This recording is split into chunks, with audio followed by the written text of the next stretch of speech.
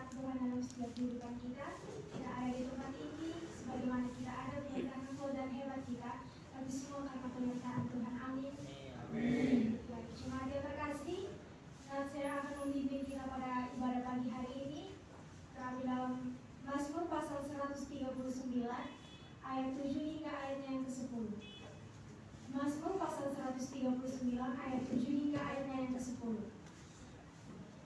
Kemana aku dapat pergi menjauhi rohmu? Kemana aku dapat lari dari hadapanmu? Jika aku mendaki ke langit, engkau di sana. Jika aku menaruh tempat tidurku di dunia orang mati, di situ pun engkau. Jika aku terbang dengan sayap fajar dan membuat kediaman di ujung laut, juga di sana tanganmu akan menuntun aku dan tangan kananmu memegang aku. Mari kita mulai ibadah kita pada pagi hari ini. Mari naikkan setiap ungkapan syukur kita di hadapan Tuhan.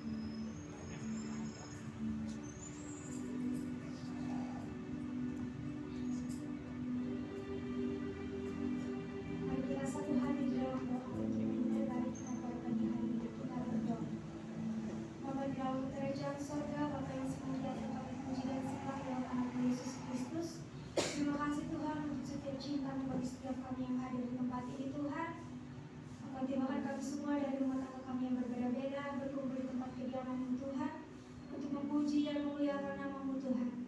Bapa dalam kerajaan sorga, ibadah kami pagi hari ini dari awal hingga akhirnya, kami hanya taruh ke dalam tangan kasih-Mu Tuhan. Dalam nama Bapa, Anak, dan Roh Kudus kami datang dan berdoa. Amin. Mari kita naikkan pujian lebih dalam lagi.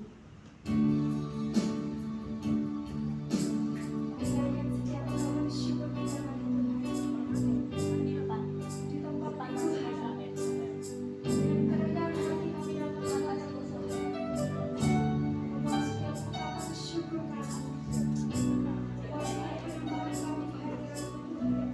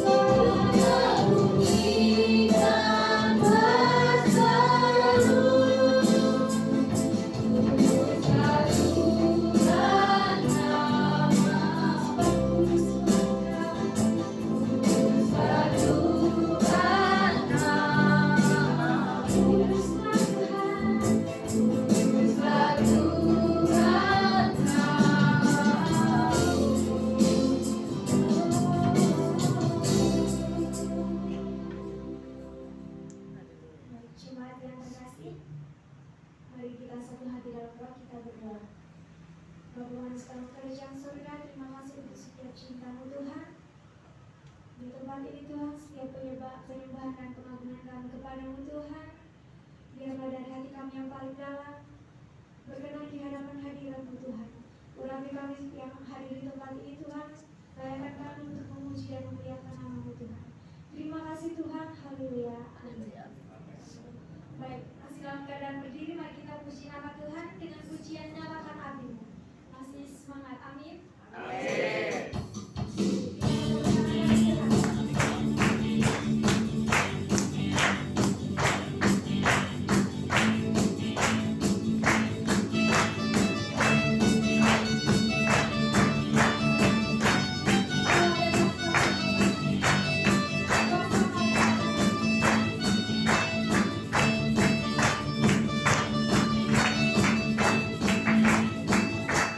Amin.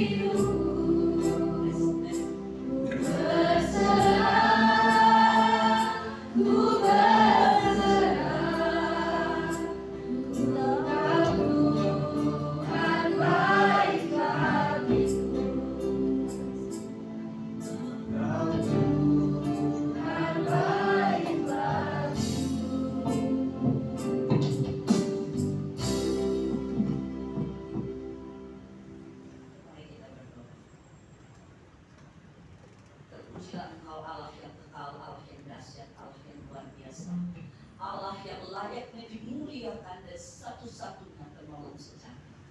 Hamba bersyukur jika pagi hari ini boleh berkumpul bersama-sama dengan jemaatku dari GKIN Kepanjen. Berterima kasih karena anugerah kesempatan yang Tuhan berikan.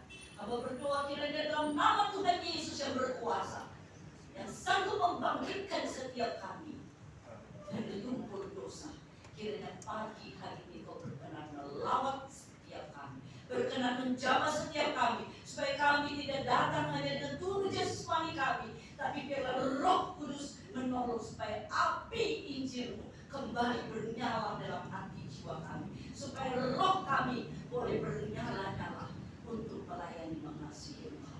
Tuhan, kami tidak ingin ada seorang pun di antara kami yang ketika meninggalkan tempat ini masih sama seperti waktu mereka datang.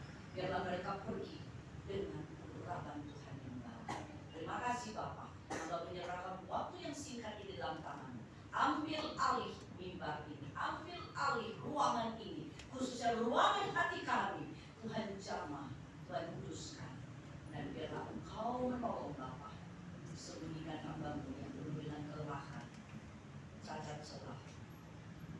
Dia tidak layak, tapi Engkau kiranya melayakkan, mengurapi mulut bibir, mengurapi segala persiapan, agar dia menjadi kata-kata ini. Biarlah Engkau dimuliakan. Bersabdalah ya Tuhan, kami siap mendengar.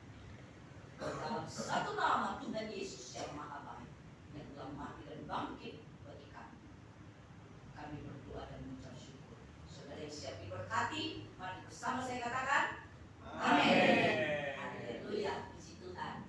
Selamat pagi, shalom. Shalom. Luar biasa, waktu saya datang masih sepi ngomong sampai saya takut ini salah apa enggak ya.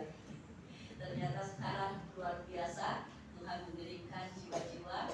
Memang ini pertama kali saya datang ke Kepanjen, meskipun kalau Malang sudah sering ya, bahkan pernah tinggal di Malang, tapi ini pertama kali saya ke tempat ini dan bersyukur. Ya, memang kalau Anda melihat di flyer tertulisnya dari Surabaya, tapi tadi saya datangnya dari Jakarta. Ya, karena beberapa waktu yang lalu ada tugas di Jakarta, sehingga kemarin berangkat dari Jakarta naik kereta api, tidur di kereta api malam, dan pagi hari ini saya boleh hadir bersama dengan saudara, dan katanya belum tak kenal nggak sayang ya, karena saya pertama kali. Jika saya mengambil waktu sedikit untuk memperkenalkan diri, nama saya, karena sudah lulus doktor teologi, jadi depannya selalu ada TR ya, Dr. Megawati Zainal, Master of Theology. Saya sekarang berterima kasih karena dipercayakan oleh Tuhan boleh mengajar menjadi dosen tetap dari STD Sola Garcia di Surabaya, dan Bapak Wahyu Sasongko adalah salah satu mahasiswa eksekutif saya. Dan terima kasih untuk Ibu Ika Garcia, saya senang bisa bertemu dengan Anda. Berharap nanti di sini ada yang daftar menjadi mahasiswa ya. Kalau bisa reguler lebih bagus, saya lebih suka reguler. Ya, kalau nanti ada yang tergerak bisa hubungi Bapak Gembala. Tapi kalau mau eksekutif juga boleh kalau tidak bisa datang ke Surabaya. Saya hari ini pagi hari ini datang diantar oleh suami tercinta. Saya persilakan Bapak Pendeta Joseph Israel. Beliau sudah mendampingi bersama dengan saya 38 tahun. Kami menikah 38 tahun bukan berarti saya lulus SMP langsung menikah ya. Saya sudah lulus sarjana teologi baru menikah. Jadi saat ini sebenarnya saya sudah seorang lansia. Tuhan anugerahkan 2 orang putri. Ya, casingnya tak ada yang percaya ya, tapi itu anugerah Tuhan. Ya. Jadi saya bersyukur dikasih 2 orang putri dan sudah dikaruniai 3 orang cucu. Ya, jadi sudah omah. Ya. Tetapi saya bersyukur saya baru menyelesaikan doktor teologi saya saat saya kurang 1 bulan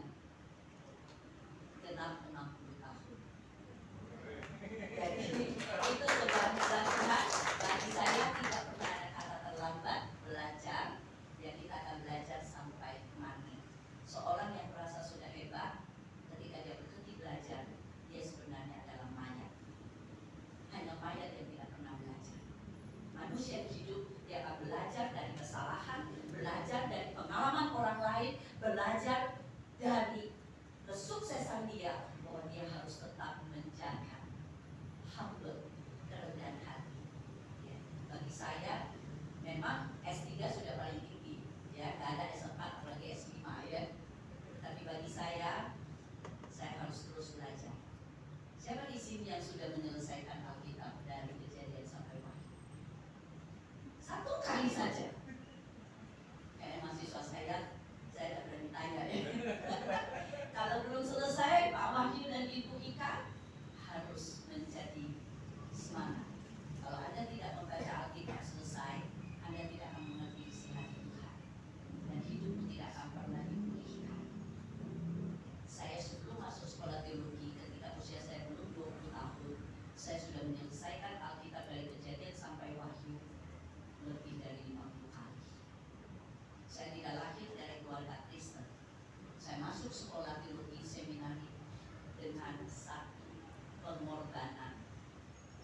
Saya diusir dari rumah.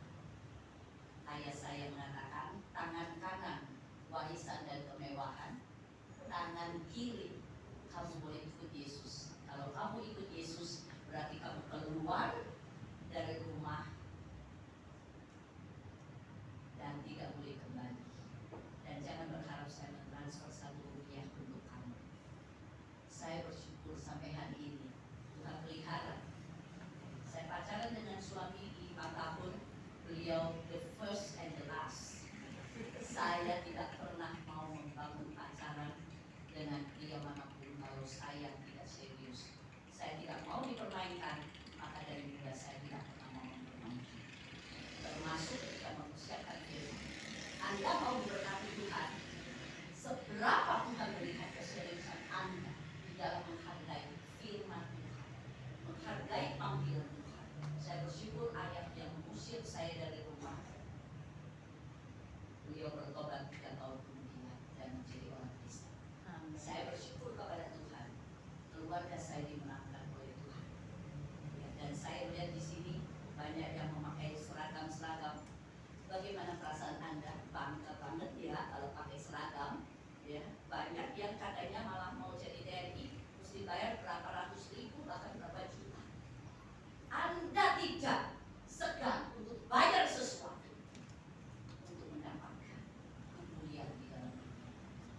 Mari saya ingin mengajak kita melihat hari ini, apakah Anda sudah membuat sesuatu yang jauh bernilai besar.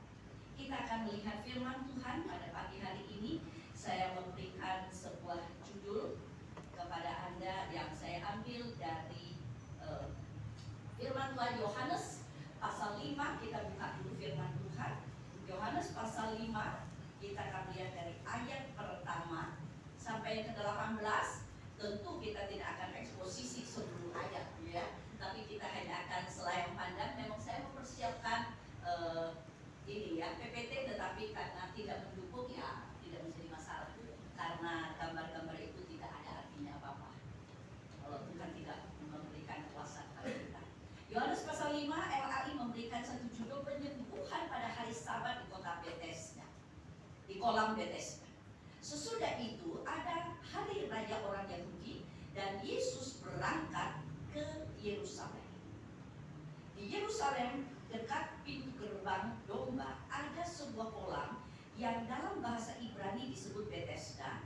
Ada 5 serambinya, dan di serambi-serambi itu berbaring sejumlah besar orang sakit, orang-orang buta, orang-orang timpang, dan orang-orang lumpuh yang menantikan goncangan air kolam itu.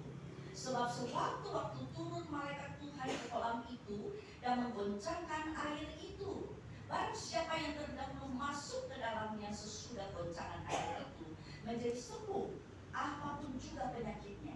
Di situ ada seorang yang sudah 38 tahun lamanya sakit. Ketika Yesus melihat orang itu berbaring di situ, dan karena ia tahu bahwa ia telah lama dalam keadaan itu, berkatalah ia kepadanya, maukah engkau sembuh? Jawab orang sakit itu kepadanya, Tuhan, tidak ada orang yang menurunkan aku ke kolam itu apabila airnya mulai goncang, dan sementara aku menuju ke kolam itu orang lain sudah turun mendahului aku. Kata Yesus kepadanya, bangunlah, angkatlah tilammu dan berjalanlah. Dan pada saat itu juga sembuhlah orang itu. Lalu ia mengangkat tilangnya dan berjalan. Tetapi hari itu hari Sabat. Karena itu orang-orang Yahudi berkata kepada orang yang baru sembuh itu, hari ini hari Sabat dan tidak boleh engkau memikul tilangmu. Akan tetapi ia menjawab mereka, orang yang telah menyembuhkan aku, dia yang mengatakan kepadaku, angkatlah tilangmu dan berjalanlah. Mereka bertanya kepadanya, siapakah orang itu yang berkata kepadamu, angkatlah tilangmu dan berjalanlah? Tetapi orang yang baru sembuh itu tidak tahu siapa orang itu, sebab Yesus telah menghilang ke tengah-tengah orang banyak di tempat itu. Kemudian Yesus bertemu dengan dia dalam bait Allah, lalu berkata kepadanya, engkau telah sembuh, jangan berbuat dosa lagi, supaya padamu jangan terjadi yang lebih buruk. Orang itu keluar lalu menceritakan kepada orang-orang Yahudi bahwa Yesuslah yang telah menyembuhkan dia. Dan karena itu orang-orang Yahudi berusaha menganiaya Yesus karena dia melakukan hal-hal itu pada hari Sabat. Tetapi dia berkata kepada mereka, Bapakku bekerja sampai sekarang, maka aku pun bekerja juga. Sebab itu orang-orang Yahudi lebih berusaha lagi untuk membunuhnya. Bukan saja karena ia meniadakan hari Sabat, tetapi juga karena ia mengatakan bahwa Allah adalah Bapanya sendiri, dan dengan demikian menyamakan dirinya dengan Allah. Saudaraku yang kasih dalam Tuhan Yesus, ayat ini sangat panjang, satu perikop ada 18 ayat. Tetapi apakah yang Anda temukan di dalam ayat ini? Ini bagian ini bisa khotbah lebih dari 10 kali ya. Tetapi saya mau mensampaikan kepada Anda bahwa pertama, hal yang sangat penting adalah Anda menemukan di dalam ayat pertama itu dikatakan ada hari raya orang Yahudi. Berarti orang-orang pada berbondong-bondong datang ke Yerusalem, berkumpul, dan di sana dikatakan bukan di bait Allah, tapi di Yerusalem ada suatu tempat di mana kumpul banyak orang sakit, yang buta, yang timpang, yang lumpuh, pokoknya semua orang yang gak berguna di dalam masyarakat menurut orang-orang. Dan firman Tuhan juga memang memberitahu di dalam perjanjian lama, orang yang timpang, lumpuh, buta, intinya cacat, termasuk orang dusta, mereka tidak ada bagian dalam kerajaan Tuhan, tidak boleh menginjakkan kakinya di bait Allah karena itu najis. Sehingga orang-orang yang cacat itu, mereka tidak pernah ada kesempatan masuk ke bait Allah. Tapi masalahnya bukan karena tidak adil. Mereka lahir cacat, itu bukan maunya mereka. Anda dan saya tidak pernah bisa memilih keluarga. Saya juga tidak mau memilih lahir dari keluarga yang non-Kristen. Anda di sini hampir semua lahir, pasti saya yakin, terutama orang yang NTT itu hampir semua ya, KTP-nya Kristen. Tapi Kristen apa? Ya, hari Minggu ke gereja, hari Senin sampai Sabtu, ada yang menodong, ada yang palak, ada yang pukul, ada yang tendang. Anda bahkan tidak ada karakter Kristus. Dan Anda mengatakan, saya begini Bu, dibesarkan oleh bapak yang sangat jahat. Ibu tidak tahu, saya dari kecil jadikan bola basket ditendang sana sini sama bapak, dipukul kepalanya, blok kamu. Saya besar dengan kekasaran, maka saya malu setelah besar saya bisa pukul istri dan anak-anak saya. Dan banyak wanita dibesarkan dari keluarga yang pecah, broken home, melihat ibunya tiap hari dipukulin. Akhirnya ketika dia menikah, yang dia pikir hanya apa? Cari orang kaya. Kalau bisa punya uang banyak, aku bisa bebas. Gak apa-apa, aku mau dipukuli yang penting uang banyak. Cari warisan. Otaknya itu tidak ada Tuhan, yang ada hanya finansial, materi, kesenangan pribadi, sesuatu yang bisa menyenangkan fisik. Badan saya ini nyaman, enak. Saudara, perhatikan bagian firman Tuhan ini dimulai dengan sangat luar biasa. Yesus datang, dia bertemu dengan orang yang sakit, lumpuh sudah 38 tahun. Angka ini nggak kebetulan ya. Tahun ini bulan September 38 tahun saya hidup bersama seorang yang bernama Joseph Israel. Ya, keluarga dalamnya sudah tahu kabeh. Orang Jawa bilang ya, udah wes kabeh ngerti ya. 38 tahun bukan waktu yang singkat. Bagaimana seorang lumpuh 38 tahun tergeletak di sana? Anda bisa bayangkan. Saya memang setelah menyerahkan hidup kepada Tuhan, perjalanan hidup saya tidak selalu naik. Makanya jangan ada doktrin. Kita dijanjikan sama Tuhan naik terus, gak pernah turun. Ya udah naik terus langsung ke surga kalau gak pernah turun. Tuhan angkat engkau tinggi menjadi kepala supaya engkau tidak menginjak orang yang di bawah. Makanya Tuhan memberikan teladan dari surga yang tinggi dan turun ke dunia menjadi manusia yang tidak dihargai, yang dilecehkan. Engkau kalau diangkat sampai tinggi, turunlah supaya orang bisa menemukan Yesus dalam hidup. Jangan hanya orang lewat, oh di sini ada gereja dan tahu ada bawa Alkitab, tetapi orang mengatakan haleluya, haleluya, sedang menghina Anda karena Anda hanya haleluya di gereja, tapi di rumah, di jalan, saat engkau menjalankan tugas yang ada halilintar, Anda hanya bisa membentak, hanya bisa kasar, hanya bisa menindas orang kecil. Kalau orang besar, siap. Kalau sama jenderal, sama senior, siap. Meskipun dia mau potong kepalamu, siap. Tapi apakah engkau siap dengan Yesus Kristus yang adalah jenderal di atas segala jenderal? Dia mati dan menebus hidup kita. Yesus datang. Poin pertama kita temukan dalam bagian ini. Yesus ketika datang, Ia tidak datang menjadi penyembuh. Anda kalau datang ke rumah Tuhan, menjadi orang Kristen hanya mau cari kesembuhan, tidak usah jadi orang Kristen. Di luar sana banyak orang menawarkan itu. Katanya orang pintar kepintar. Dia pintar, enggak. Dia pakai kuasa iblis untuk menyembuhkan. Jadi jangan mengatakan hanya orang Kristen yang bisa sembuh. Orang di luar sana yang non Kristen, mau sakit kanker stadium 4 bisa kok sembuh. Setan sudah pernah menawarkan kepada Yesus waktu mencoba Yesus, sembah aku kasih dunia.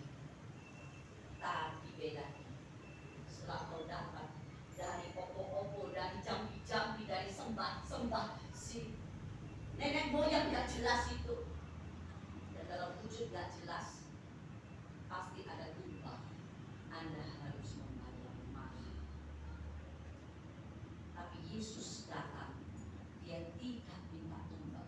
Dia justru adalah tumbal itu sendiri. Dia memberi dirinya mati di kayu salib supaya engkau dan saya diselamatkan, supaya engkau dan saya punya pengharapan. Dan orang lumpuh ini, dia bukan hanya tidak punya pengharapan, tapi bahkan dia sudah menikmati penderitaannya.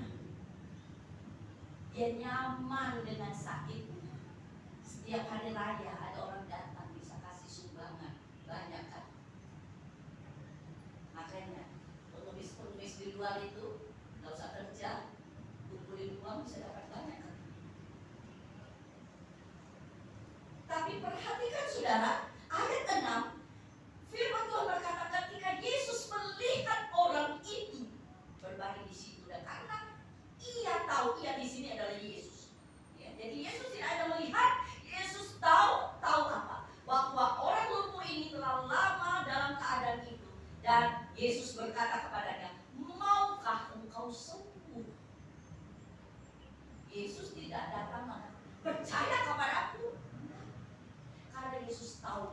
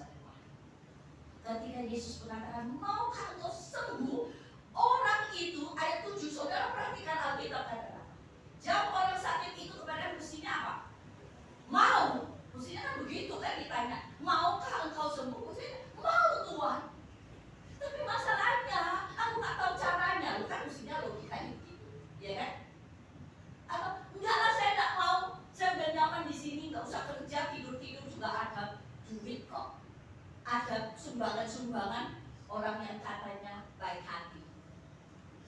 Ingat, di dunia ini banyak orang merasa dia perlu beramal atas penderitaan orang lain.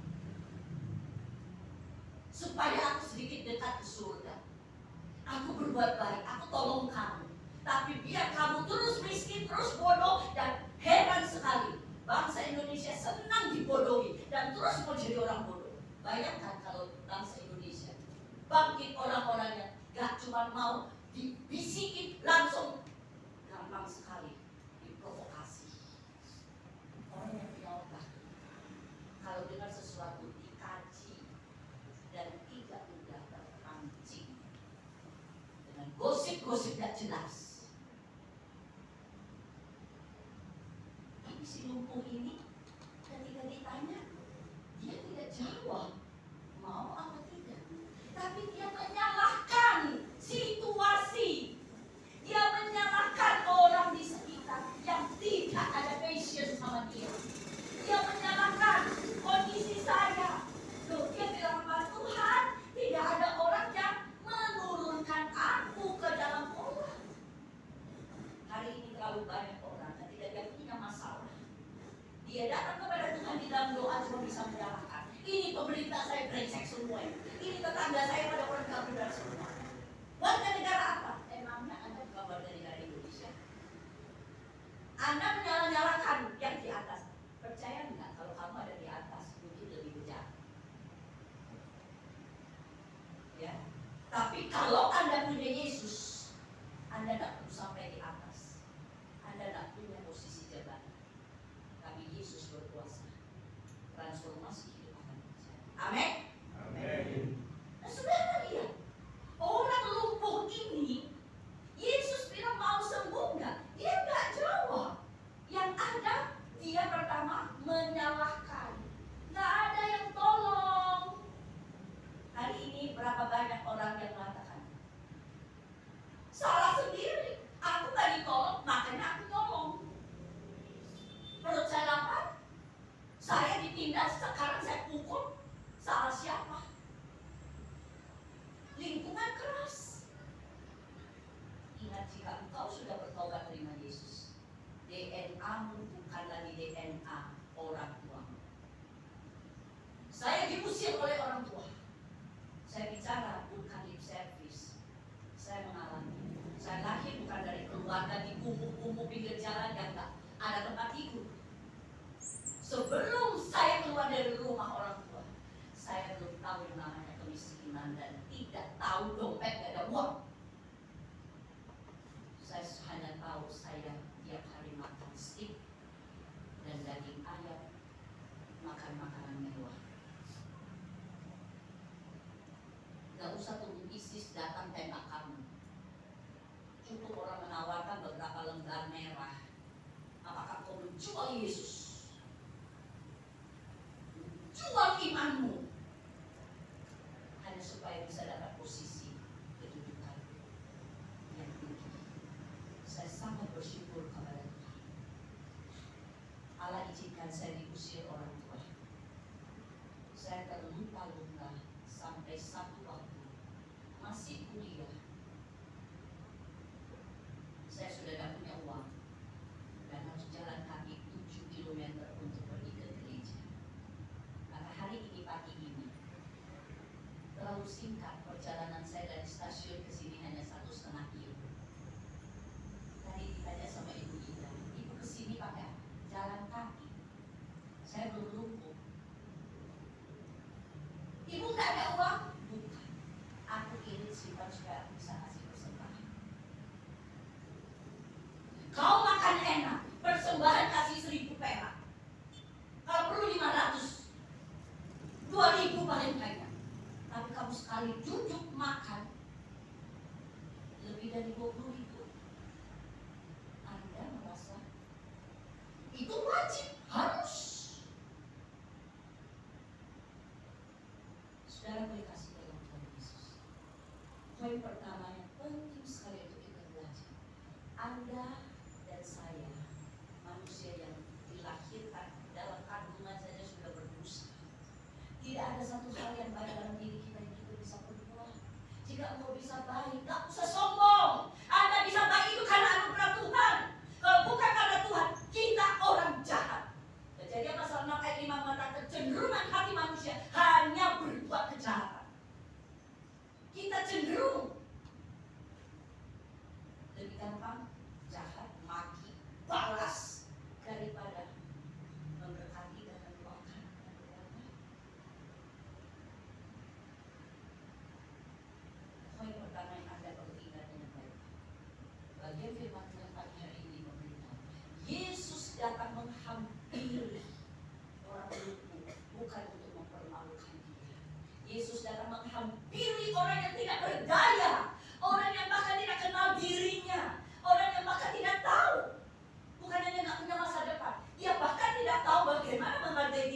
sebagai manusia yang diciptakan berupa dan gambar Allah.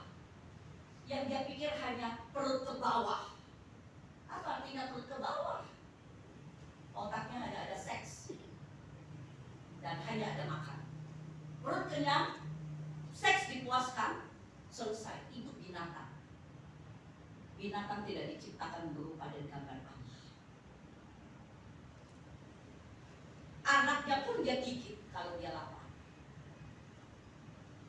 Tapi engkau dan saya, Alkitab mencatat dalam Kejadian pasal 1 ayat 26-27, engkau dan saya diciptakan berupa dan gambar Allah.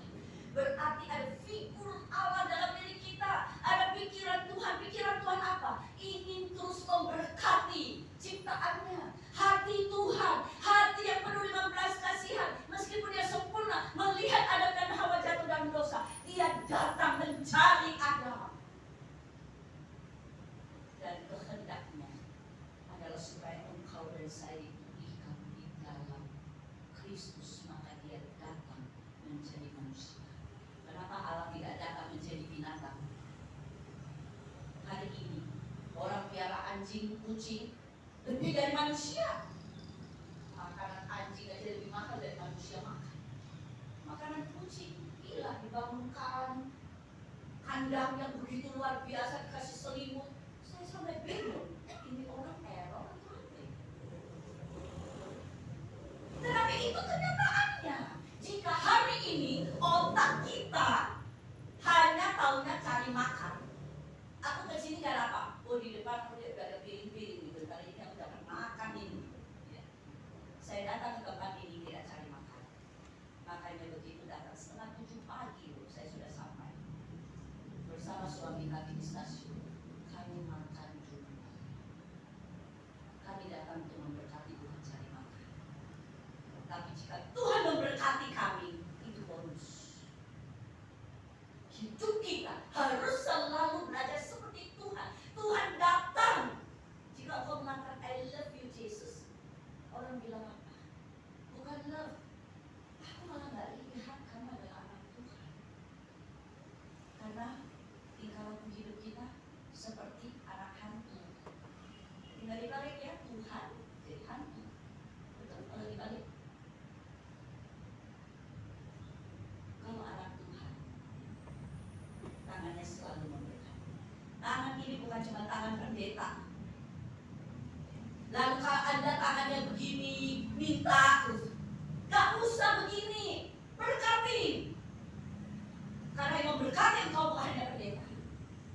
Pendeta, Alkitab tidak jamin masuk surga, tapi melakukan kehendak Bapa. Matius pasal 7 ayat 21. Yang melakukan kehendak Bapa, bukan yang manggil Tuhan, Tuhan, Tuhan, akan masuk dalam kerajaan surga. Saudara punya kekasih dalam Tuhan Yesus. Saya sangat bersyukur karena Tuhan melihat, mengetahui, dan dia action menghampiri orang lumpuh, bukan menghampiri orang kaya. Ya, Anda dan nempel sama orang yang bisa kasih untungan, sama yang tidak bisa. Apa action kita? Anugerah selalu dimulai dari Tuhan yang datang terlebih dahulu kepada manusia. Dan hal kedua yang kita belajar dari bagian firman Tuhan, ayat yang ke-8, kata Yesus, bangunlah, angkatlah tilammu dan berjalan. Yesus tidak memasalahkan ketika orang itu menyalahkan lingkungan. Gak ada yang bawa saya, aku loh mau jalan ke sana, ya udah kejaluan sama orang. Kenapa? Kolam itu sesuatu yang mati. Tapi Alkitab mencatat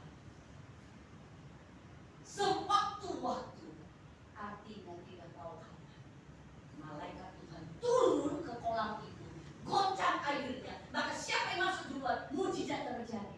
Saudara, kenapa engkau cari kolam Bethesda? Kenapa engkau tidak cari Dia yang mengutus malaikat datang ke kolam?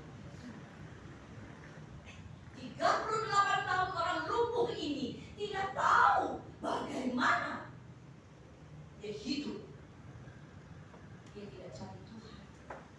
Dia hanya terjadi belas kasihan orang supaya dia bisa kenyang.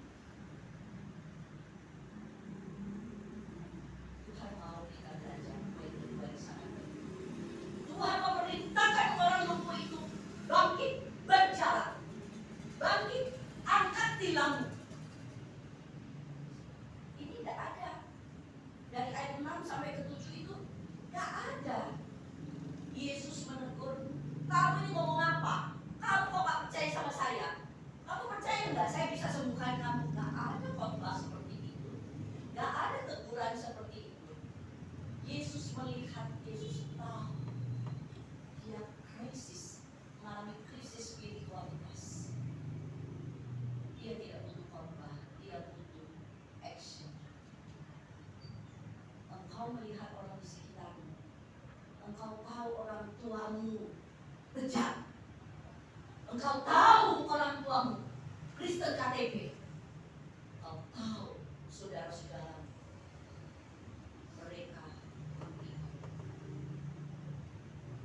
Apakah engkau menghadapi mereka dengan kekuatanmu atau kekuatan dari Allah? Jika Yesus ada dalam diri, engkau harus menangkan mereka, bukan dengan kehebatan. Ketika saya diusir oleh orang tua, diancam, sekali keluar tidak ada transferan, saya takut. Saya seorang gadis, gak pernah pacaran meski surat cintanya 1 koper dari SMP. Banyak yang ngejar, bunga-bunga bertebaran, kue-kue, roti-roti. Bagi saya, just friend. Aku gak suka dipermainkan dan aku gak pernah mau mempermainkan. Dengan kecantikanku, dengan kepintaranku, sorry yo. Karena apa? Karena Allahku tidak pernah mempermainkan aku. Sekali dia mengatakan I love you, dia sampai mati di kayu salib. Kita kalau tidak bisa, kita nggak bisa seperti Tuhan. Tapi fotokopi lah, mirip dikit lah. Fotokopi kadang-kadang hilang-hilang, nggak bisa kebaca jelas. Tapi mirip-mirip lah harus. Jangan sampai kita bilang kamu Kristen. Ya Allah, tak kira bukan Kristen. Nah, jangan begitu. Tapi ketika engkau kemanapun, gak usah khotbah, gak usah ngomong, orang masih bilang kamu orang Kristen. Dan itu yang terjadi ketika Tuhan izinkan anak saya meninggal di kebun. Saya menikah belum lama, Tuhan izinkan saya harus lumpuh. Saya merasakan apa artinya orang lumpuh.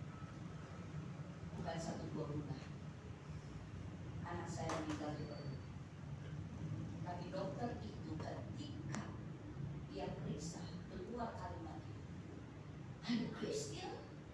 Dia dari lulusan Jerman di Jakarta.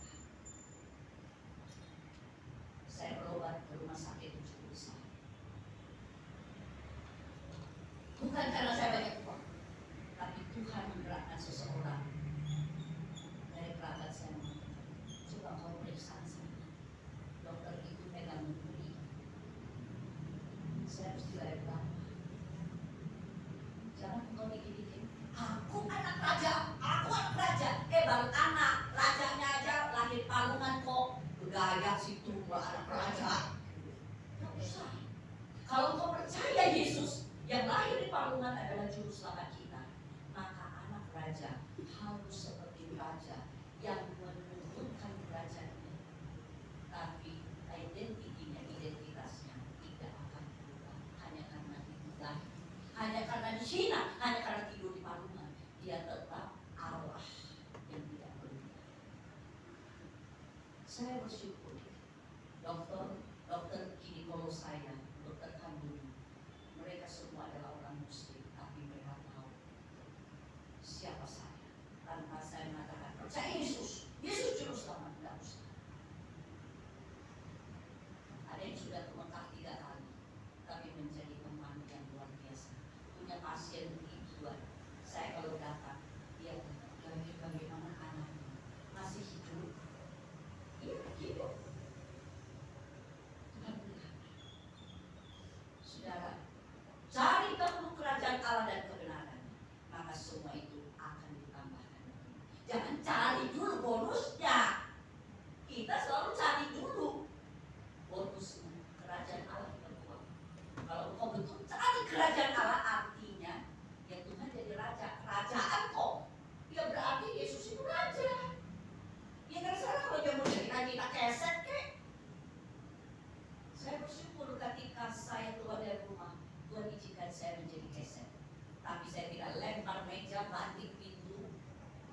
dan mengatakan, siapa takut?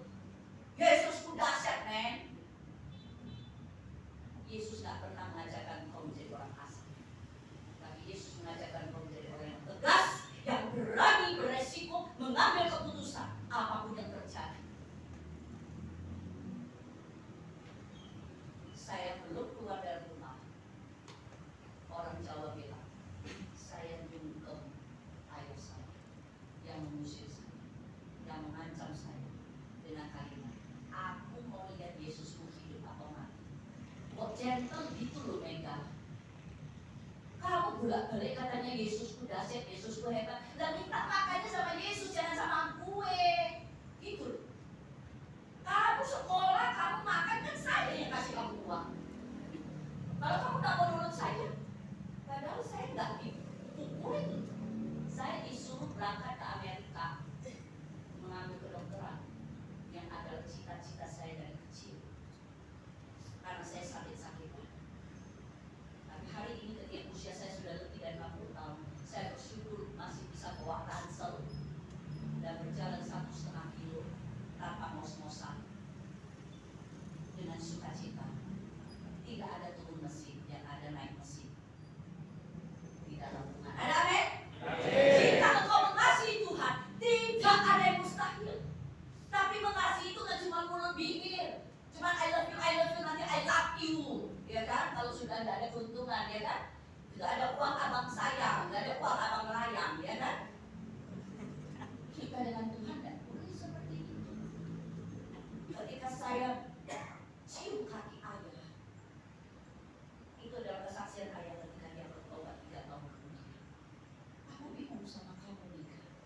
Kamu adalah orang yang penakut. Memang saya bukan orang yang bisa bicara. Hari ini Anda lihat saya, itu bukan saya dari kecil. Saya adalah orang yang sangat introvert, dan saya adalah orang yang tidak pintar berbicara. Tapi Tuhan memanggil saya dengan Yeremia pasal 1 ayat 5. Siapa yang menciptakan dia? Jangan anggap engkau masih muda. Tuhan menguatkan saya melalui panggilan Musa. Siapa yang menciptakan itu lidah? Jika engkau mengatakan yes, aku yang akan memulai. Ketika saya mau pergi dari rumah, saya bilang dengan ayah, aku minta maaf. Karena Yesus tidak pernah suruh kita jadi orang arogan. Sekalipun kita dijahati, Allah tidak bersuruh kita balas kejahatan dengan kejahatan. Itu setan, itu hantu. Di situ ayah saya bingung. Kok bisa ya? Dia ini penakut, diusir. Dia bilang sebenarnya saya cuma ngancem. Saya tahu kamu nggak mungkin pergi, kamu beda dengan saudara-saudara saya, bukan bersaudara. Saya adalah satu-satunya yang nggak pernah berani bawa motor, apalagi mobil.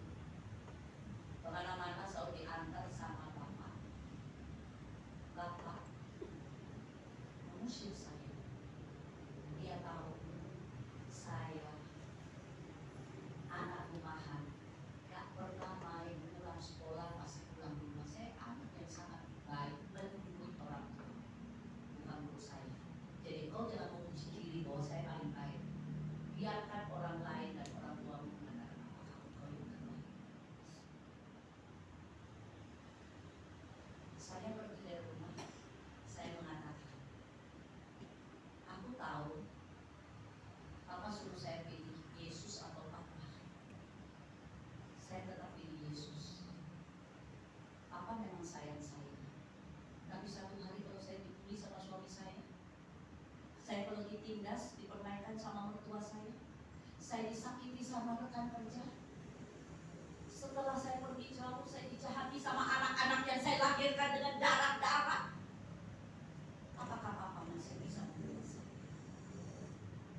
Meski Papa saya selesai. Inilah perbedaan. Allah mengasihi engkau sebelum engkau kenal. Orang lumpuh ini tidak kenal Yesus. Makanya ketika ditanya sama orang Yahudi, siapa yang menyembuhkan kamu? Gak tahu siapa. Jangan kau pikir kalau kau sudah S3 baru Tuhan melakukan mujizat dalam hidupmu. Engkau masih S dundung dan blokon, gak ngerti siapa Tuhan. Tuhan Tuhan berinisiatif untuk menolong kita. Perkenalkan diri dia meski engkau tidak kenal dia dan dia tidak pernah melecehkan kita. Maka jangan pernah melecehkan orang yang membunuh engkau membunuh. Karena itu bukan karakter Kristus. Dan Yesus ketika sudah sembuhkan langsung akibatnya apa? Menghilang. Gak cari muka, gak pamer, gak minta wani piro, bayar. Tapi saudara perhatikan, mujizat itu terjadi. Ayat 8, Yesus bilang bangunlah, angkatlah tilammu dan berjalanlah. Dan ayat 9, dan pada saat itu juga sembuhlah. Pada saat itu juga sembuhlah. Langsung on the spot. Orang itu lalu yang mengangkat tilamnya dan berjalan. Saya itu mikir, dulu waktu saya masih muda, saya masih ada kaki aja disuruh angkat tilam itu kasur, gimana ngangkatnya? Ini sudah 38 tahun tidur, otot kaki sudah tidak dipakai. Tapi begitu sembuh, Tuhan bilang angkat tilam. Artinya jangan berharap kesembuhan dan pemulihan dan mujizat dari Tuhan kalau kau seorang pemalas. Malas gak mau belajar, malas gak mau kerja, malas gak mau melakukan apa yang Tuhan mau. Maunya Tuhan yang angkat beban. Angkat beban, katanya berserah kepada Yesus. Aku udah berserah nih, Tuhan beresin ya, enak banget tuh. Berani menikah, beresin anak-anak. Jangan serahkan sama Tuhan. Hari ini banyak anak muda hanya demi perut ke bawah. Kau lihat dia cantik, tidak peduli, dia kurang ajar sama Tuhan. Dia tidak menghormati Tuhan. Engkau tetap cinta dia dan berzinah dengan dia. Kau tidak tahu menjaga keputusan hidupmu, tapi kau berharap Tuhan menjamah hidupmu. Betul. Tuhan selalu perhatian. Hari ini dia datang, dia tahu kita adalah manusia yang kotor seperti sampah. Dia memanggil engkau dan saya. Bukan karena engkau bersih, bukan karena engkau mengenal dia, bukan karena engkau S3, bukan karena engkau pernah melayani puluhan tahun, masuk keluar desa. Bukan.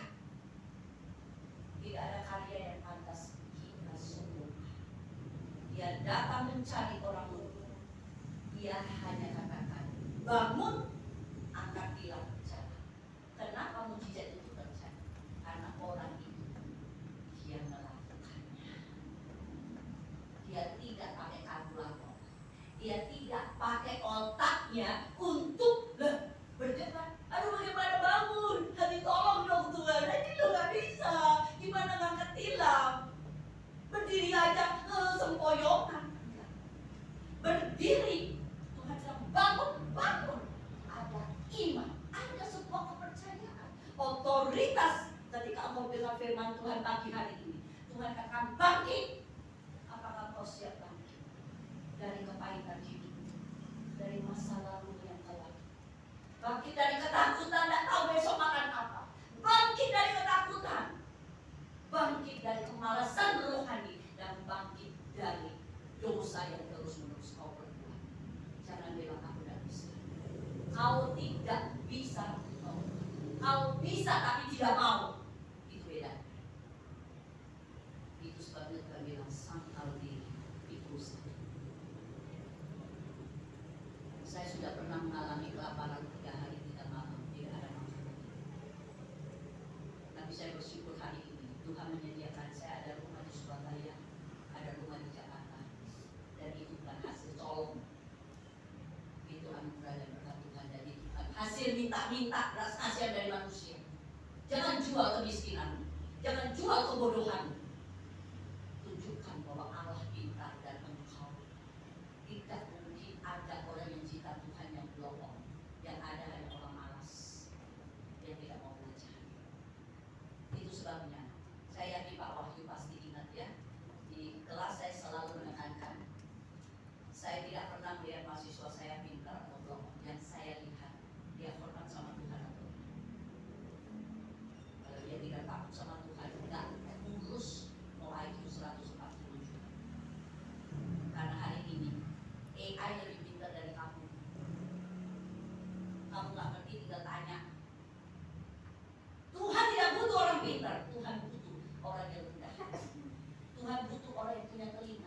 Dan orang lumpuh ini meski dia tidak kenal Yesus, dia punya telinga. Dia merespon firman Tuhan. Bangun, dia bangun. Setelah itu dia angkat tilam. Dia melabrak budaya hari Sabat. Firman Tuhan, peraturan apapun harus dibawa otoritas Alkitab. Apa yang Yesus katakan? Tinggalkan semua opo-opo, tinggalkan aku, kalau tak pegang ini gak ada sukses. Bukan sukses, yang ada mampus. Karena Tuhan tidak mau engkau berdua hati. Mau ikut Yesus juga masih mau ikut juga. Pilih satu. Dan Tuhan betul-betul. Dan yang ketiga luar biasa, saudara. Ketika orang itu tidak kenal Yesus, tapi dia mau nurut apa kata Yesus, bangkit angkat tilam, berjalan, tantangan langsung datang. Dia diteror, dia diwawancarai. Aku nggak tahu siapa yang menyembuhkan saya. Tapi menariknya, saudara, firman Tuhan berkata di ayat 10, ya. Ayat 10. Mana? Ayat 13. Tetapi orang yang baru sembuh itu tidak tahu siapa orang itu, sebab Yesus sudah menghilang. Lalu kita perhatikan, dia kapan ketemu Yesus? Ayat 14. Kemudian Yesus bertemu dengan dia dalam apa? Bait Allah. Dia yang tadinya tidak pernah punya kesempatan masuk ke bait Allah karena dia adalah orang cacat yang dibuang. Dia dipulihkan, disembuhkan fisiknya. Dia tidak pergi berbuat dosa, mencari racun, berjudi, minum-minum, pesta bola. Hore, sekarang aku sudah bisa lari, bisa lompat. Kau dipulihkan Yesus, engkau disembuhkan. Untuk apa? Hanya buat berbuat dosa? Ataukah engkau datang kepada Tuhan? Orang lumpuh itu 38 tahun tidak ada kesempatan masuk ke rumah Tuhan.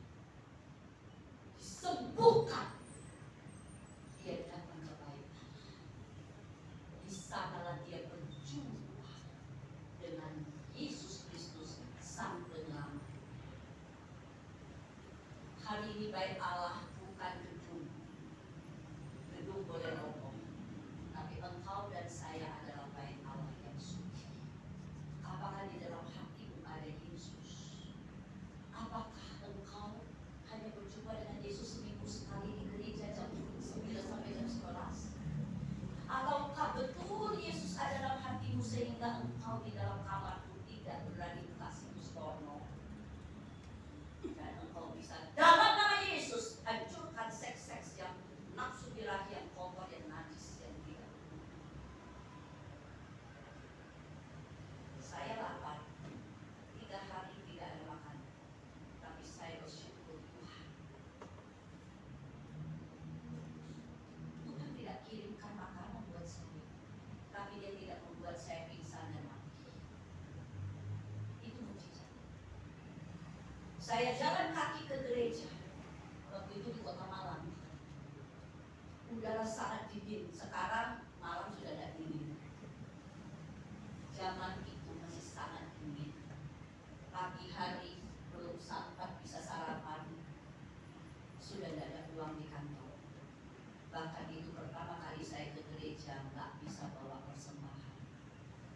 Saya mengatakan, Tuhan, inilah aku. Aku membawa hidupku, ini persembahanku yang kudus.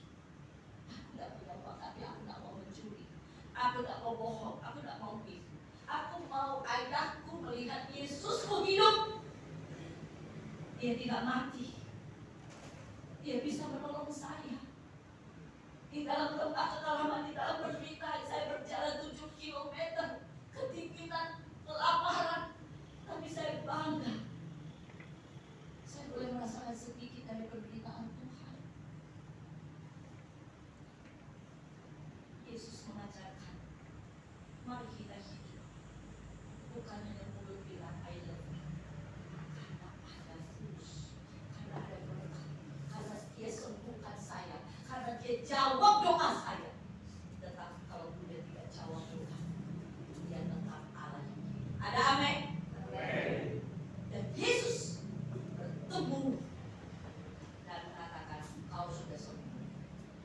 jangan berbuat dosa. Tidak berhenti sampai di sana. Orang itu tidak bilang, oh iya. Tapi Alkitab mencatat orang itu langsung pergi cari orang Yahudi, bersaksi mengatakan itu orang yang sembuhkan saya, Yesus. Artinya apa? Omong kosong. Kalau engkau adalah orang Kristen tapi tidak berani bersaksi, Yesus mencintai dan mengasihi. Gak heran engkau tidak pernah berani bersaksi, karena engkau tidak pernah berubah dan diubahkan. Saya bersyukur kepada Tuhan. Saya yang setengah bisu. Kenapa? Ini istilah dari teman-teman SMP SMA. Megawati adalah orang yang setengah bisu. Saya memang tak bisa bicara. Mungkin itu yang membuat daya tarik banyak laki-laki mengejar saya. Saya tak bisa banyak bicara. Surat cinta nunggu, tapi saya tetap dengan sopan. Maaf. Terima kasih Anda menghargai saya. Tapi saya belum memikirkan. Bagi saya, pernikahan saya adalah sesuatu yang harus saya persembahkan kepada Tuhan. Saya ingin menjadi ibu terbaik, menjadi menantu terbaik, menjadi mertua terbaik, dan menjadi orang tua terbaik, menjadi oma yang terbaik, dan menjadi hamba Tuhan. Tapi itu tidak pernah mungkin tanpa Tuhan. Orang lupa 38 tahun, mustahil dia bisa sembuh. Dia sudah orang tua. Regenerasi sel itu terlalu sulit. Hanya anak muda yang cepat sembuh. Tapi di dalam Tuhan tidak ada yang mustahil.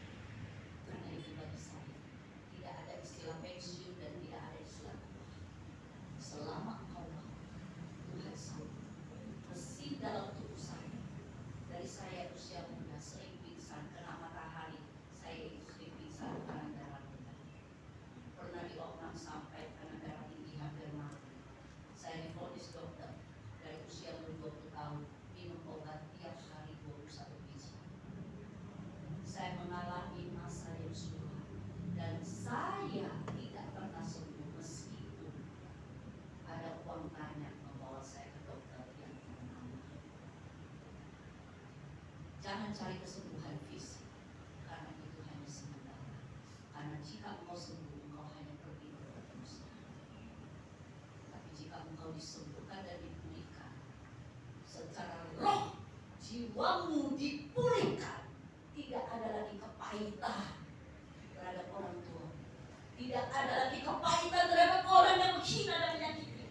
Kau akan pergi bersaksi menjadi berkat. Ada amin? Amin. Mari kita masuk di dalam.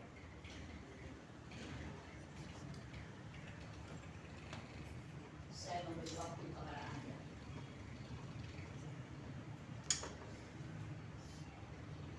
Satu menit di hadapan Tuhan. Mari bertanya kepada dirimu sendiri. Sudah berapa tahun engkau datang ke gereja dan berapa lama engkau merasa engkau adalah orang Kristen? Berapa lama engkau melayani Tuhan? Dan apa yang kau kerjakan di dalam hidupmu? Apakah transformasi hidup itu sudah terjadi? Apakah spiritual formation itu, formasi dari kerohanianmu terbaca jelas oleh orang-orang miskin? Melihat bagaimana engkau meski miskin tidak menjual kemiskinan, meski lapar dan susah tidak memaki dan menyalahkan Tuhan, meski engkau difitnah dan dilecehkan rekan kerja, dijebak, engkau tetap tidak menyimpan kepahitan, tapi terus mendoakan mereka. Hari ini saya menantang Anda. Adakah di antara saudara yang mendengar suara Tuhan? Bangkit dan berjalanlah. Bangun, angkat tilangmu dan berjalan. Jika engkau mendengar suara Tuhan yang memanggil engkau bangkit dari kepahitan, ketakutan, bangkit dari dosa yang terus bolak-balik engkau lakukan. Angkatlah tanganmu, saya mau mendoakan engkau sebagai hamba. Adakah? Puji Tuhan. Ada yang mengangkat tangan, puji Tuhan. Puji Tuhan, Tuhan melihat tanganmu, haleluya. Puji Tuhan. Ada yang mau didoakan. Siapa lagi? Puji Tuhan. Puji Tuhan. Mari kita berdoa. Tuhan Yesus yang Maha Baik, seberapapun tangan yang terangkat engkau melihat.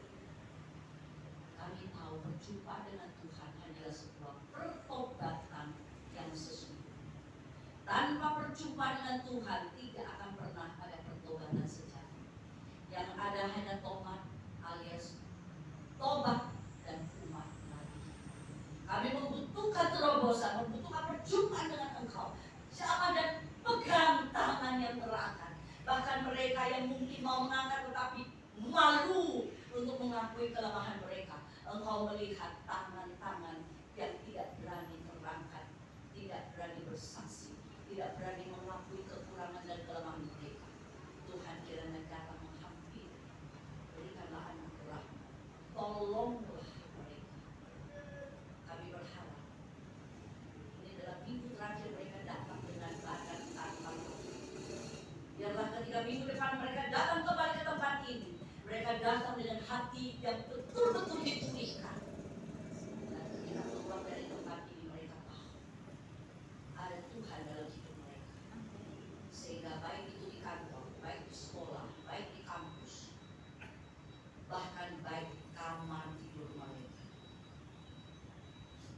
di toilet sekalipun, yakinkan mereka bahwa engkau ada di sana, melihat, tahu, dan engkau mau menghampiri mereka. Jangan biarkan mereka terus menyalahkan lingkungan, menyalahkan situasi kondisi.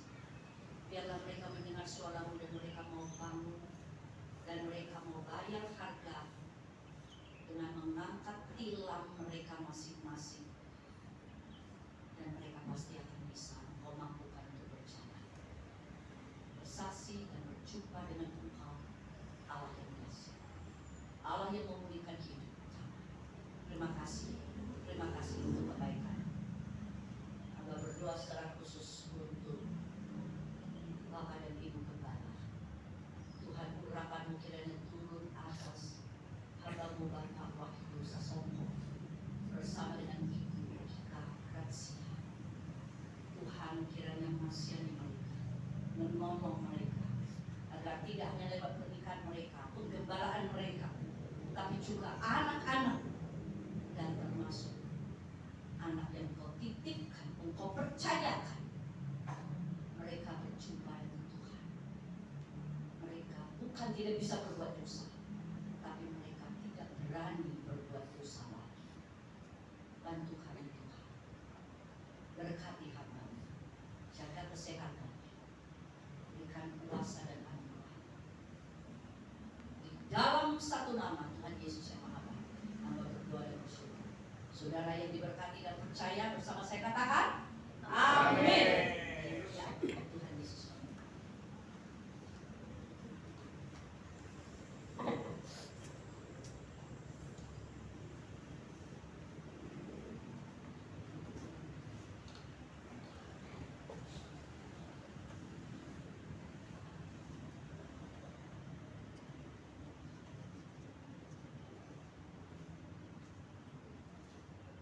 Berkati oleh firman Tuhan.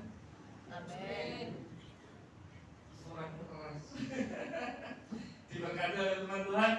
Amin. Luar biasa. Puji nama Tuhan. Kami mengucap syukur dan berterima kasih atas kedatangan Ibu Mega serta Bapak. Kami sangat bersyukur dan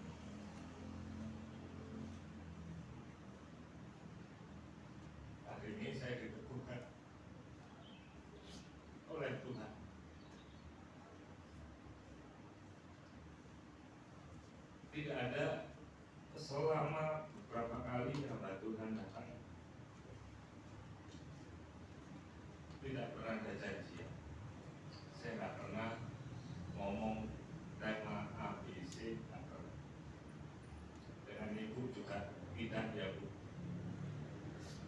Tetapi saya bersyukur sekali kenapa Tuhan selalu membawa jemaat ini dengan luar biasa.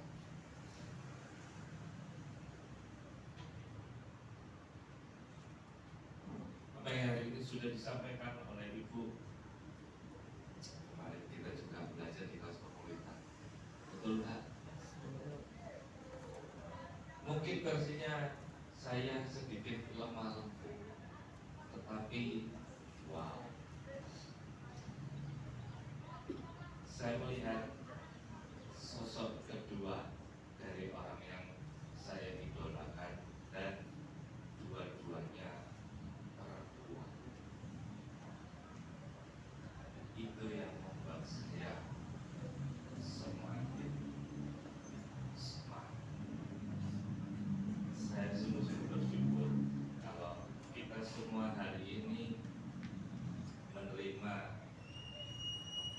isi hati Tuhan yang sungguh-sungguh mau kita semua terus bertumbuh. Ya, saya sangat bersyukur dengan Tuhan atas apa yang sudah dimenangkan dalam urusan remaja. Puji nama Tuhan. Sekali lagi saya berterima kasih pada Ibu Mega, pada Bapak yang sudah jauh-jauh dari saya kaget, ya, ternyata sosok kedua juga sama dengan sosok yang pertama. Sosok yang pertama dulu ya gembala saya juga sama, wanita juga gembala, tapi beliau juga dahsyat seperti Bu Mega hari ini. Nah, jadi memang seperti itulah hidup di dalam Tuhan, tidak ada yang mustahil asal kita mau action, ya. Oke, saya undang worship leader dan singer, juga pemain musik, depan.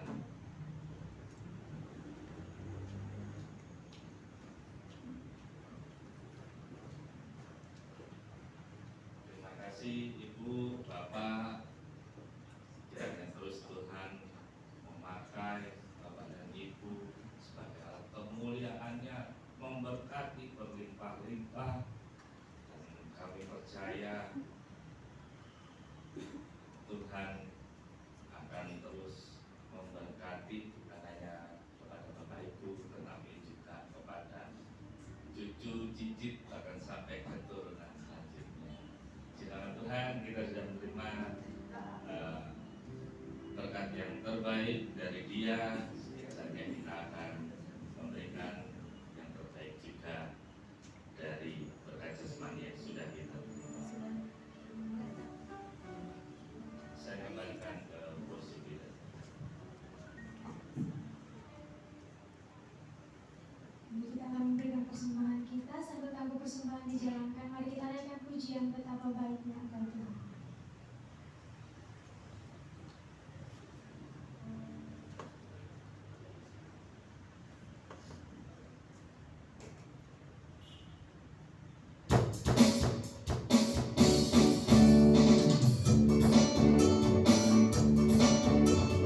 Selamat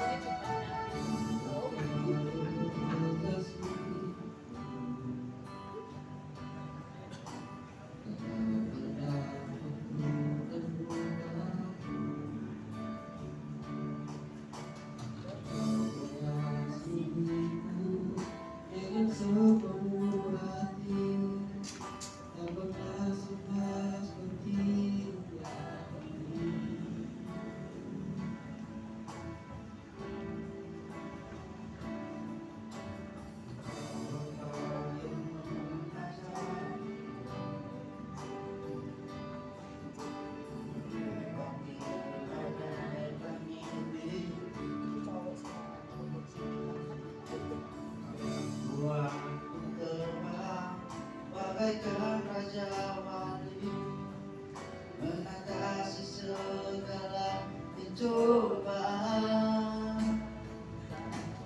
Kau Bapakku yang baik, mengerti rasa tetesan air mata, tak kau biarkan ku berjalan sendirian.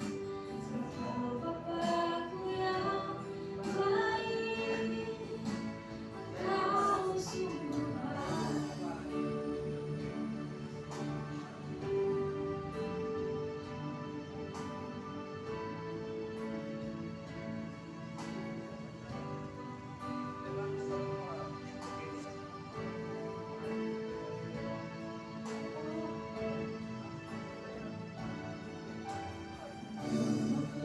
Yang mengajar melewati badai langit biru, Kau yang membuatku terbang bagaikan Raja Wali, mengatasi segala pencobaan. Kau Bapakku yang baik, mengerti bahasa tetesan air mata, tak kau biarkan ku berjalan sendirian.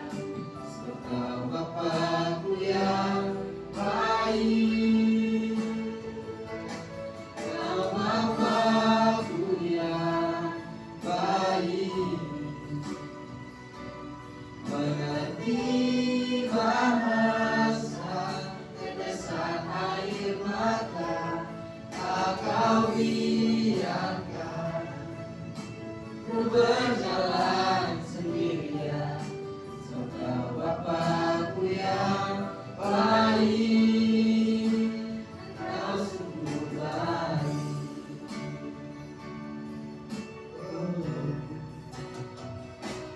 Kau Bapakku yang baik, mengerti bahasa tetesan air mata, tak kau biarkan ku berjalan sendirian. Sebab Kau Bapakku yang baik, Kau sungguh baik. Kau sungguh baik. Kau sungguh baik.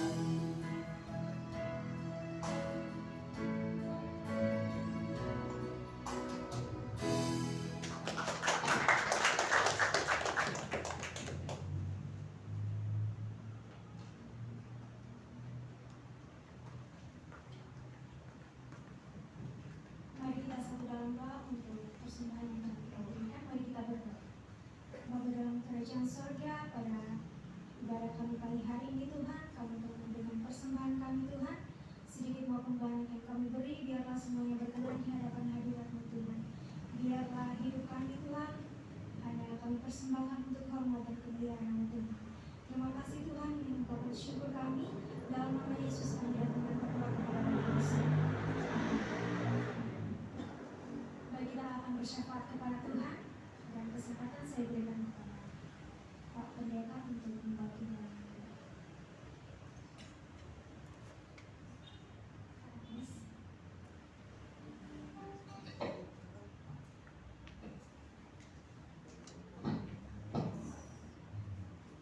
Mari kita menghadap Tuhan dalam doa, kita berdoa. Terima kasih Bapa, terima kasih Tuhan, kami mengucap syukur atas pernyataan Tuhan kepada kami dalam awal ibadah kami.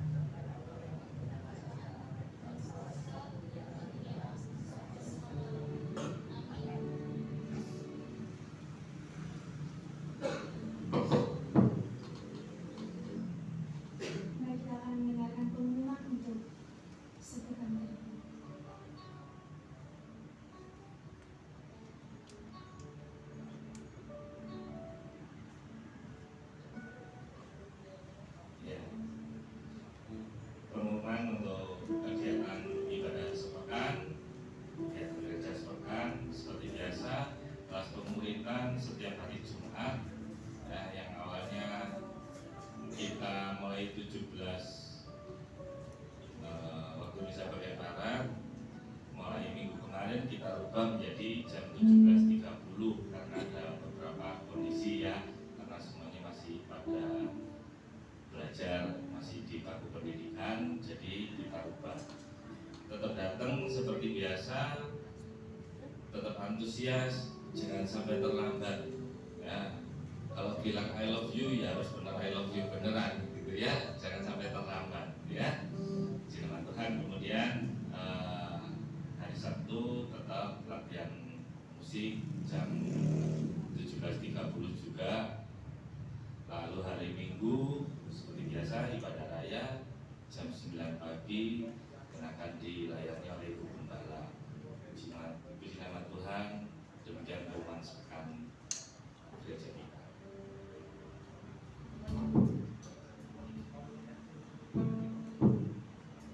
Kita akan mengakhiri ibadah kita pada siang ini. Saya jemput jemaat Tuhan berdiri, kita akan ada dalam doa penutup. Mari kita naikkan pujian sujud dan terima kasih.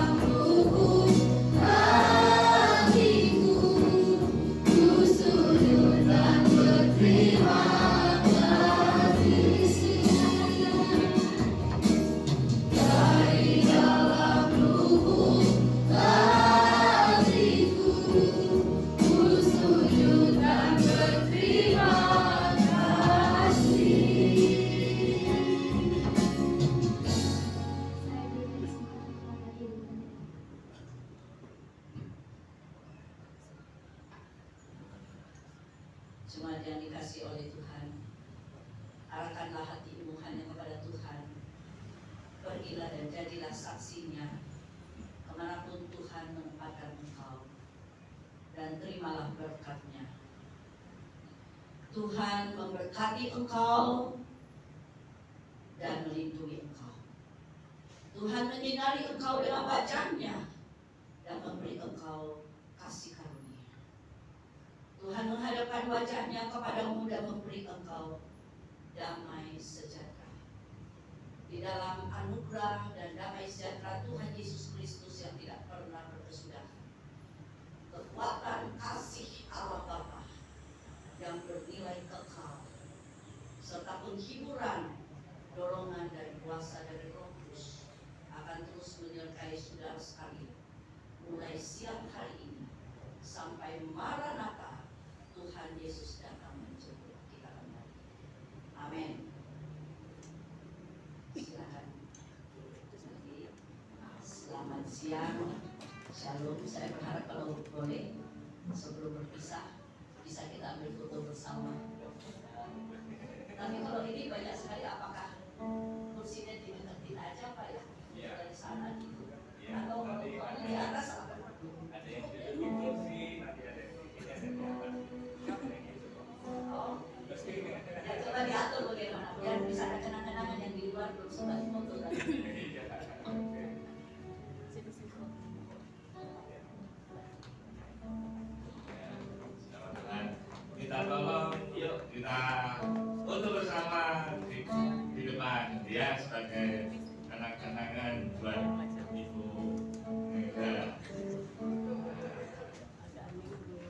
Yuk, kita gerak cepat saja seperti biasanya. Yuk, kita gerak cepat. Yuk. Yuk,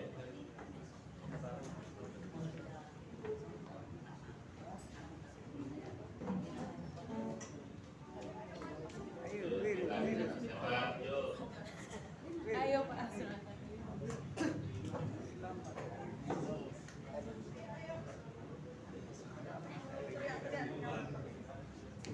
Terima kasih Tuhan berkati, Rio, terima kasih, Vero, terima kasih Tuhan berkati. Foto dulu ya. Bentar ya. Yuk, kita tolong. Terima kasih Tuhan berkati, Sam, Tuhan berkati. Saya belum.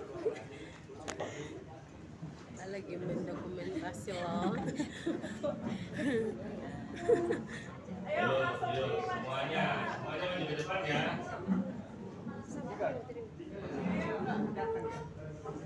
Ri. Kalau datang ya untuk